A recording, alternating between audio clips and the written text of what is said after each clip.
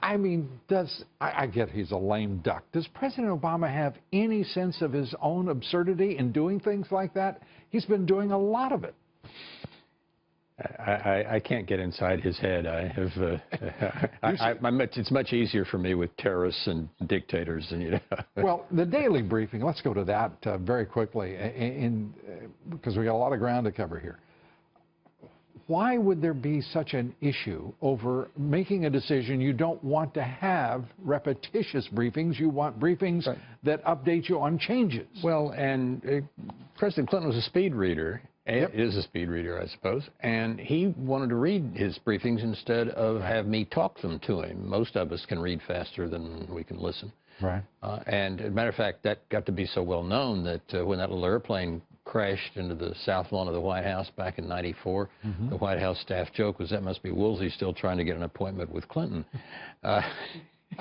Well, but in spite of the fact they kidded me about it, really we got the information to him, and he got it the way he wanted it. There is this attitude, and it is an attitude that really resonates within the left-wing national media.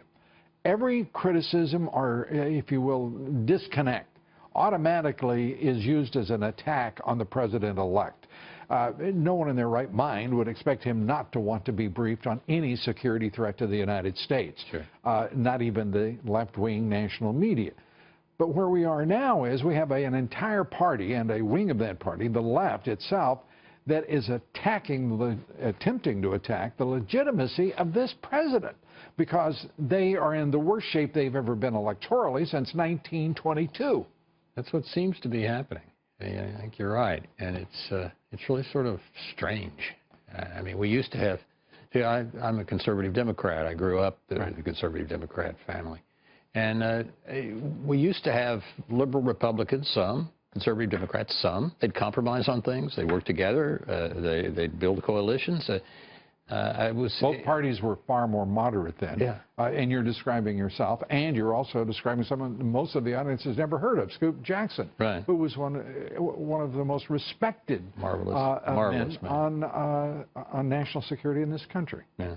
So, as we're watching this continued polarization, alienation, this president-elect seems to me to be working as hard as he can to diffuse all of the acrimony, trying to bring people together.